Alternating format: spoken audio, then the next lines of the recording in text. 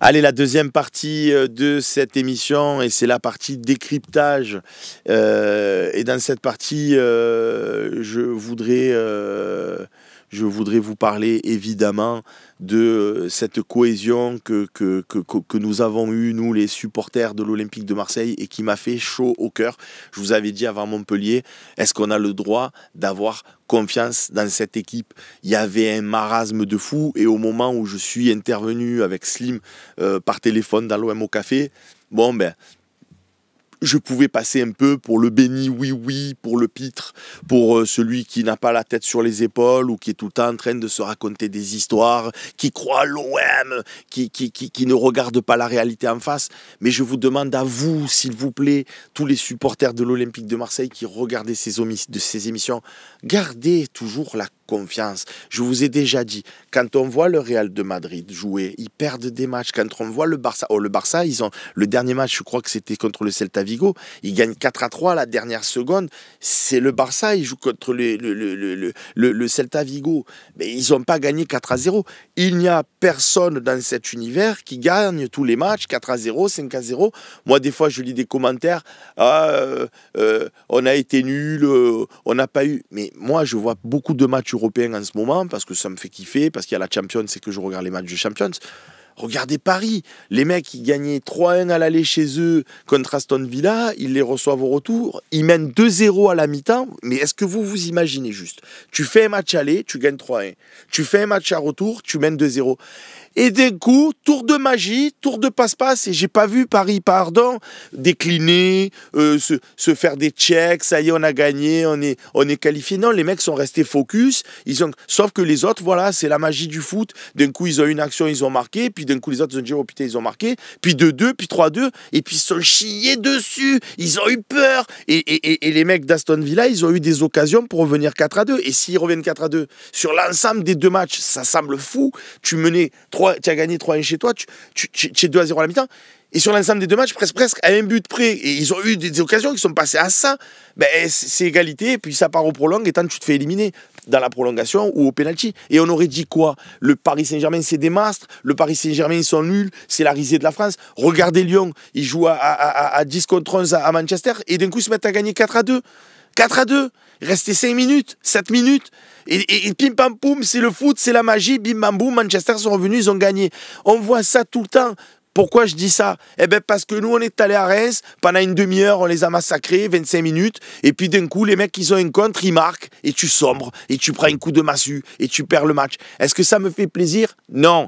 Est-ce que c'est normal quand on s'appelle l'Olympique de Marseille? Non. Est-ce qu'on devrait avoir du caractère et remonter de ce genre de situation? Oui. Mais tout comme le Real, tout comme le Barça, tout comme Paris qui a failli se faire sortir alors qu'ils avaient gagné 3-1, qu'ils étaient 2-0 à la mi-temps. C'est le foot, les gars. C'est le foot. Vous me faites rire. On dirait que l'Olympique de Marseille, parce qu'on s'appelle l'Olympique de Marseille, on devrait gagner tous les matchs, on devrait maîtriser tous les matchs, on est infaillible. Les mecs qui sont venus second par quoi? L'opération du Saint-Esprit, les amis? Est-ce que l'OM, cette saison, est devenu second par l'opération du Saint-Esprit? Alors, je suis d'accord avec vous, je vous lis plus trop là en ce moment, je suis parti dans mon monologue, c'est la partie décryptage, en même temps, c'est un peu le concept. Ok. Certains d'entre vous vont me dire « Ouais, mais les résultats des adversaires sont propices à cette seconde place de l'OM. » On est d'accord. Je suis lucide, je suis sérieux, je ne suis pas barjot. Mais en dehors du fait que il n'y a pas une équipe, Monaco, Lille, autre, qui tourne à plein régime, comme Lens l'année où avec Tudor on finit 3e, ils étaient lancés derrière Paris, ok. On est un peu aidé par l'adversité, j'en conviens. Mais on aurait dû être 3e. Tu es 3e pourquoi? Parce que tu es nul? Non, parce que tu as gagné à Lyon, parce qu'à l'aller tu as gagné contre Monaco, parce que tu as fait des bons matchs. Tes adversaires directs, tu les as quand même tapés souvent cette année. Et tu as quand même, tu as quand même gagné des matchs contre Saint-Etienne, là contre Montpellier, etc. Donc tout ça pour vous dire, oui, je suis aussi déçu que vous, voire peut-être plus, parce que moi je suis comme vous, un suiveur de l'Olympique de Marseille, un amoureux de l'Olympique de Marseille. Mais ça ne vous aura pas échappé que mon business tourne autour de l'OM, puisque ça s'appelle le Phocéen et qu'on décrypte le foot en général, mais également l'actualité de l'Olympique de Marseille. Donc ça m'impacte. Mais les gars, serein quoi. Et quand je vous ai dit, je suis sûr qu'on va gagner contre Montpellier, si on ne gagne pas, je ne viens plus faire des émissions. Tout en sachant qu'il y aurait pu avoir des dingueries, tu tires sur le poteau, le goal fait des miracles, comme le portier lensois qui, avant nous, c'était un âne. Avec nous, homme du match, le mec, il a arrêté tous les buts du monde. Après nous, il perd tout seul la confrontation contre Lille. Il prend un but de gag. C'est à devenir fou. Avant l'OM, un âne. Pendant l'OM, un monstre, même pas correct, un monstre. Et après l'OM, un âne. Ben, c'est la vie du foot. C'est le foot. Le mec contre l'OM, il s'est transcendé, comme souvent les adversaires. C'est comme ça, il faut l'accepter. Donc, quand on a des contre-performances, Auxerre, Reims, Le Havre, que ça s'enchaîne, notre rôle à nous, supporters de l'Olympique de Marseille, c'est de continuer à pousser cette équipe. Et mouille le maillot, casse-toi. Et ça sert à quoi, en vrai? Donc, félicitations aux supporters de l'Olympique de Marseille qui, avant Montpellier, hormis une petite banderole Enrique Greenwood, bougez-vous le cul, mais ça, à la limite, c'est presque mérité. En dehors de ça, il y a eu un soutien. Et on a vu les Olympiens, pendant un moment, ben, ça a mené 1-0, on a marqué rapidement, mais après, voilà, ça avait un petit peu la peur au ventre, ça avait peur de prendre encore un but et tout, et puis au deuxième, ça s'est libéré, et vous avez vu après, voilà. La dynamique, la confiance revenant, tu mènes 2-0, tu es plus serein, et on les a massacrés. Dommage pour ce but encaissé qui, pour moi, est anecdotique, sauf si ça se joue au goal average à la fin de saison, mais je n'espère pas. Donc tout ça pour vous dire, là, je sais qu'il va y avoir une belle ambiance contre Brest, vu qu'on a gagné 5-1 contre Montpellier. Je pense sincèrement qu'on va les battre, Brest. Je suis convaincu qu'on va les battre, Brest. Parce qu'on est parti en stage en Italie, parce qu'on va être soudés, parce qu'on va récupérer peut-être Balerdi, parce que Garcia, Balerdi, Murillo, ça va être ultra solide derrière. Je pense en tout cas, je peux me tromper, que Merlin et Enrique sur les côtés, ça va aller, qu'au milieu, tu as le choix du roi avec des Holberg, avec des Rongier, avec des Benasser, parce que tout le monde est en forme, et que devant, tu as ton trio. Donc, on est armés, les gars. Gérard Gilly, lundi sur le plateau, le rappelait, arrêtons d'avoir peur de tout le monde. Voilà. Faut arrêter de tomber dans des psychoses. Moi, ça m'a rendu fou, ce passage. Oh, on m'a joué contre Montpellier, on réveille les morts. Mais ils étaient au fond du trou, les gars. Vous pouvez pas dire ça. Ni sur les réseaux sociaux, ni dans les commentaires, ni imaginer ce scénario. C'est pas possible. Alors évidemment, si on avait perdu, vous seriez là à me dire « Ah Seb, je croyais que et tout ». Ben on l'a pas perdu, on a gagné 5-1. Voilà. Il y avait une planète d'écart entre un club au fond du trou qui va descendre en Ligue 2 qui est dernier et nous.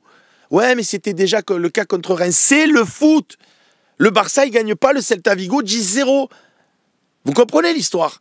Le foot, c'est le foot. Oh, les mecs qui jouent à Ligue 1, que ce soit à Toulouse, que ce soit à Reims, que ce soit à Brest, c'est des professionnels. Ils font que s'entraîner, ils font que jouer au foot. Encore heureux que c'est pas facile de les battre, surtout que les mecs qui jouent toujours à 10 derrière et qui refusent. C'est pas des parties de foot où voilà, ça attaque, ça défend. Les mecs sont tous derrière. C'est fatigant à la fin. Donc c'est le foot. Donc quand tu as des contre-performances, Rabiot, c'est un Mongolien, il fait que marcher. Holberg, c'est surcoté. Qu'est-ce que j'en ai pas lu des trucs? De toute façon, on a une équipe de cave. Holberg, il était remplacé à Tottenham, il est nul. Rabiot, personne, il en voulait, c'est pour ça qu'il a atterri chez nous. Greenwood, s'il n'y avait pas eu le problème avec sa femme, jamais il serait venu. Et puis de toute façon, il marche tout le temps, il ne sert à rien. Guiri, ça y est, il va retomber dans ses travers, il ne sert à rien. Et Kondogbia, il est nul. Et Rouli, il n'est plus en forme, c'est plus... Tout le monde était à jeter, tu sais. Voilà. Et là, tu as battu Montpellier. Et si demain, tu gagnes contre Brest, quand je dis demain, c'est dimanche, bien évidemment, on va dire quoi? Ah, on est les meilleurs, on est les plus forts. Et alors si, j'ose même pas imaginer si après on va à Lille et qu'on les tape. Il se passe quoi? Putain, on est la meilleure équipe du championnat. Voilà. Donc moi, cette saison, je me suis trompé. Je vous ai dit en début, il y a le numéro qui s'est affiché aussi. Hein. Je parle, mais là, 04 86 68 24 67, appelez pour participer à l'émission et interagir avec moi. Donc, si en début de saison, je vous avais dit, moi, vu l'effectif et tout, vu que je pensais que Paris s'était affaibli, puisqu'il n'y avait plus de stars, etc., je pensais qu'il y avait un coup à jouer. Bon, mais je me suis trompé. L'erreur, elle est humaine ou pas, les gars? J'ai le droit de dire des trucs qui ne se produisent pas. J'ai le droit, je pense. J'ai pas la science infuse, j'ai pas une boule de cristal, je suis pas Madame Irma. Donc voilà, j'avais dit, je pense qu'on peut aller les titiller et tout. Ben ouais, tout ce qu'ils ont dit, l'OM c'est l'année 1, on n'a pas un groupe suffisamment... comment dire, avec du vécu, il va y avoir des coups de mou et tout, ben, ils avaient raison.